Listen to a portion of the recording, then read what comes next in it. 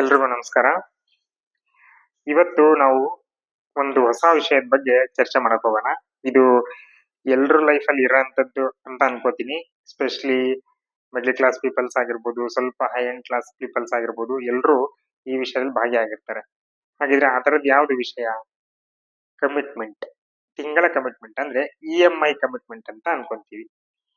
ನಾವು ಎಷ್ಟೋ ಸಲಿ ಮೊಬೈಲ್‌ನ ತಗೋಬೇಕು ಅನ್ಕೋತೀವಿ, ಲ್ಯಾಪ್‌ಟಾಪ್‌ನ ತಗೋಬೇಕು ಅನ್ಕೋತೀವಿ, ಬೈಕ್‌ನ ತಗೋಬೇಕು ಅನ್ಕೋತೀವಿ, ಕಾರ್‌ನ ತಗೋಬೇಕು ಅನ್ಕೋತೀವಿ, ಮನೆ ತಗೋಬೇಕು ಅನ್ಕೋತೀವಿ. 80% ಕಾರ್‌ಗಳು ಇವತ್ತು EMI ಯಲ್ಲಿದೆ. 60% ಮನೆಗಳು EMI ಯಲ್ಲಿದೆ. 70% ಮೊಬೈಲ್‌ಗಳು, ಲ್ಯಾಪ್‌ಟಾಪ್‌ಗಳು EMI ಯಲ್ಲಿದೆ. ಇದೆಲ್ಲ ನಮ್ಮ ಚಿಕ್ಕ ಪುಟ್ಟ ಡ್ರೀಮ್ಸ್‌ಗಳು ಅಂಡ್ ಬೇಸಿಕ್ ನೆಸೆಸಿಟೀಸ್ ಕೂಡ. ಹಾಗಿದ್ರೆ ಈ ತರದ್ದು ನಾವು ತಗೋಬೇಕು ಅಂದಾಗ ನಮ್ಮ ದುಡಿಮೆ, ನಮ್ಮ ಅರ್ನಿಂಗ್ ಅದಕ್ಕೆ ಮ್ಯಾಚ್ ಆಗ್ತಿರಲ್ಲ.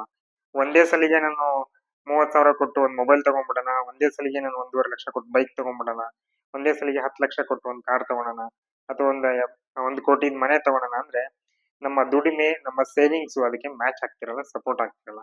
ಅವಾಗ ನಾವೇನ್ ಮಾಡ್ತೀವಿ? ನೇರವಾಗಿ ಏನ್ ಮಾಡ್ತೀವಿ? EMI ಆಪ್ಷನ್‌ಗೆ ಹೋಗ್ತೀವಿ.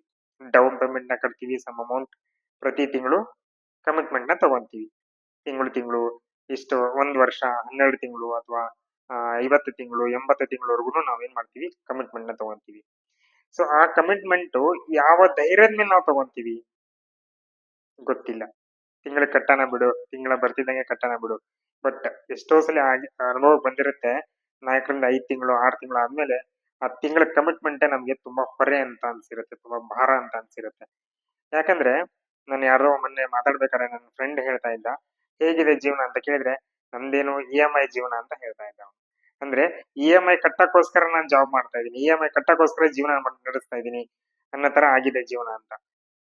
ಫ್ರೆಂಡ್ಸ್, ನಮ್ದು ಅದೇ ತರ ಆಗಿರುತ್ತಲ್ವಾ ಒಂದೊಂದ್ಸಲಿ ಅಬ್ಸರ್ವ್ ಮಾಡ್ಕೊಂಡಾಗ. ನಾವೇನ್ ಮಾಡ್ತೀವಿ? ತಿಂಗಳ ಕಮಿಟ್ಮೆಂಟ್‌ನ ತಗೊಂಡ್ಬಿಡ್ತೀವಿ. ಆದ್ರೆ ಆ ತಿಂಗಳ ಕಮಿಟ್ಮೆಂಟ್ ಅನ್ನ ನಾವು ಸಮ್‌ಟೈಮ್ಸ್ ಇದ್ದಕ್ಕಿದ್ದಂಗೆ ಕೆಲಸ ಕಳ್ಕೊಂಡಾಗ ಆಗಿರ್ಬೋದು, ಅಥವಾ ಪ್ರಕೃತಿ ವಿಕೋಪ ಆಗದಂಗ ಆಗಿರ್ಬೋದು, ಅಥವಾ ನಮ್ಮ ಹೆಲ್ತ್ ಸರಿ ಇಲ್ದಂಗೆ ನಾವು ಜಾಬ್ ಹೋಗದೆ ಇದ್ದಂಗ ಆಗಿರ್ಬೋದು, ನಮ್ಮ ಅರ್ನಿಂಗ್ ಕಡಿಮೆ ಆದಂಗ ಆಗಿರ್ಬೋದು. ಅಂತ ಟೈಮಲ್ಲಿ ನಮ್ಗೆ ತುಂಬಾ ಸ್ಟ್ರಗಲ್ ಆಗುತ್ತೆ. ಯಾಕಂದ್ರೆ ತಿಂಗಳಾಗ್ತಿದ್ದಂಗೆ ನಾವು EMI ಕಟ್ಲಿಲ್ಲ ಅಂದ್ರೆ ಬ್ಯಾಂಕ್‌ಗಳಿಂದ ಫೋನ್‌ಗಳು ಬರಕ್ ಸ್ಟಾರ್ಟ್ ಆಗುತ್ತೆ. ಬ್ಯಾಂಕ್‌ನವರು ಮನೆ ಹತ್ರ ಬರಕ್ ಸ್ಟಾರ್ಟ್ ಮಾಡ್ತಾರೆ. ಇದ್ದಿರೋ ವಸ್ತುಗಳನ್ನ ತಗೊಂಡ್ ಹೋಗೋದಾಗಿರ್ಬೋದು, ಅಥವಾ ಮನೆ ಹತ್ರ ಬಂದು ರೆಸ್ಪೆಕ್ಟ್ ಇಲ್ದಂಗೆ ಮಾತಾಡೋದಾಗಿರ್ಬೋದು. ಇದು ಎಲ್ಲಾನು ನಮ್ಮ ಅನುಭವಕ್ಕೆ ಬಂದಿರುತ್ತೆ, ಅಥವಾ ನಾವು ನೋಡಿರ್ತೀವಿ ಅಲ್ವಾ? ಸೊ ಹಾಗಿದ್ರೆ ನಾವು ಕಮಿಟ್ಮೆಂಟ್ ತಗೊಳಕ್ಕೂ ಮುಂಚೆ ನಾವ್ ಏನ್ ಮಾಡ್ಬೇಕು? ತಗೊಳ್ಳೋದ್ ತಪ್ಪು ಅಂತ ನಾನ್ ಹೇಳ್ತಿಲ್ಲ. ಯಾಕಂದ್ರೆ ಇವಾಗ ನನ್ಗೂ ಕೂಡ ಎಷ್ಟೋ ಸಲಿ ಆಗಿದೆ, ನಾನು ಫುಲ್ ಅಮೌಂಟ್‌ನ ಕೊಟ್ಟು ತಗೊಳಕ್ ಆಗದೆ ಇದ್ದಾಗ EMI ಹೋಗೇ ಹೋಗ್ತೀವಿ. ಕಾರ್ ಆಗಿರ್ಬೋದು, ಮನೆ ಆಗಿರ್ಬೋದು, EMIಗಳು ಇದ್ದೇ ಇರುತ್ತೆ. ಅಂತ ಸಂದರ್ಭಗಳಲ್ಲಿ ನಾವ್ ಏನ್ ಮಾಡ್ಬೇಕು ಹಾಗಿದ್ರೆ ಅಂದ್ರೆ, ಸೆಕೆಂಡರಿ ಸೋರ್ಸ್ ಆಫ್ ಇನ್‌ಕಮ್‌ನ ನಾವು ಮಾಡ್ಕೋಬೇಕು. ಸೆಕೆಂಡರಿ ಸೋರ್ಸ್ ಆಫ್ ಇನ್‌ಕಮ್ ಮಾಡ್ಕೊಂಡಾಗ, ಒಂದ್ ಇನ್‌ಕಮ್ ನಮಗೆ ಸ್ಟಾಪ್ ಆದಾಗ ಇನ್ನೊಂದ್ ಇನ್‌ಕಮ್ ಇಂದ ಅಟ್ ಲೀಸ್ಟ್ ನಾವು ಲೈಫ್‌ನಲ್ಲಿ ಲೀಡ್ ಮಾಡ್ಬೋದು. EMIಗಳನ್ನ ಕ್ಲಿಯರ್ ಮಾಡ್ತಾ ಬರ್ಬೋದು. ಯಾವುದೇ ಹ್ಯಾಸಲ್ ಫ್ರೀ ಲೈಫ್ ಅಂತ ಕರಿತೀವಲ್ಲ, ಆ ತರದ್ದು ನಾವು ಕ್ರಿಯೇಟ್ ಮಾಡ್ತಾ ಹೋಗ್ಬೋದು. ಹಾಗಿದ್ರೆ ಎರಡನೇ ಇನ್‌ಕಮ್ ಇಂದ ಎಷ್ಟೆಷ್ಟೆಲ್ಲ ನಮಗೆ ಧೈರ್ಯ ಇರುತ್ತೆ, ಎಷ್ಟೆಷ್ಟೆಲ್ಲ ಲಾಭ ಇರುತ್ತೆ ಅಂದ್ರೆ, ನಮ್ಮ ಬೇಸಿಕ್ ಇನ್‌ಕಮ್ ಏನಿರುತ್ತೆ, ಅದು ಸ್ಯಾಲರಿಯಿಂದ ಆಗಿರ್ಬೋದು ಅಥವಾ ಬಿಸ್ನೆಸ್ ಇಂದ ಆಗಿರ್ಬೋದು, ಆ ಇನ್‌ಕಮ್ ಅನ್ನ ನಾವು ಸೇವಿಂಗ್ಸ್ ಮಾಡ್ತಾ ಹೋದ್ರೆ, ಹೂಡಿಕೆ ಮಾಡ್ತಾ ಹೋದ್ರೆ, ಅದ್ರ ಪಾಡಿಗೆ ಅದು ಅರ್ನಿಂಗ್ ಮಾಡ್ತಾ ಹೋಗುತ್ತೆ.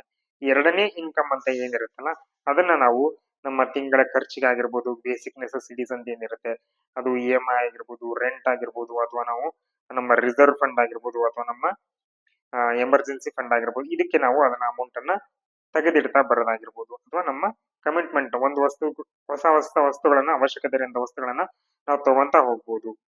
ಈ ತರ ಆಗಿದ್ರೆ ಸೆಕೆಂಡರಿ ಸೋರ್ಸ್ ಆಫ್ ಇನ್‌ಕಮ್ ನ ಮಾಡ್ಕೋಬೇಕು ಅಂದ್ರೆ ಏನ್ ಮಾಡ್ಬೇಕು ಹಾಗಿದ್ರೆ? ಏನ್ ದಾರಿ ಇದೆ?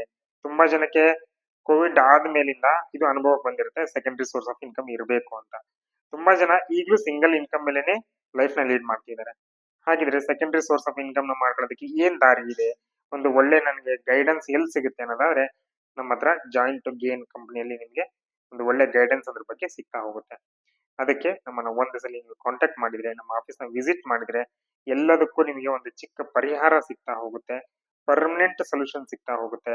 ಒಂದು ಒಳ್ಳೆ ಧೈರ್ಯದಿಂದ ಲೈಫ್‌ನ ಲೀಡ್ ಮಾಡ್ಬೋದು ಅಂತ ನಿಮ್ಗೆ ಹೇಳಕ್ಕೆ, ಧೈರ್ಯದಿಂದ ನೀವು ಇರ್ಬೋದು ಅಂತ ನಾನು ಹೇಳ್ಬಲ್ಲೆ. Thank you.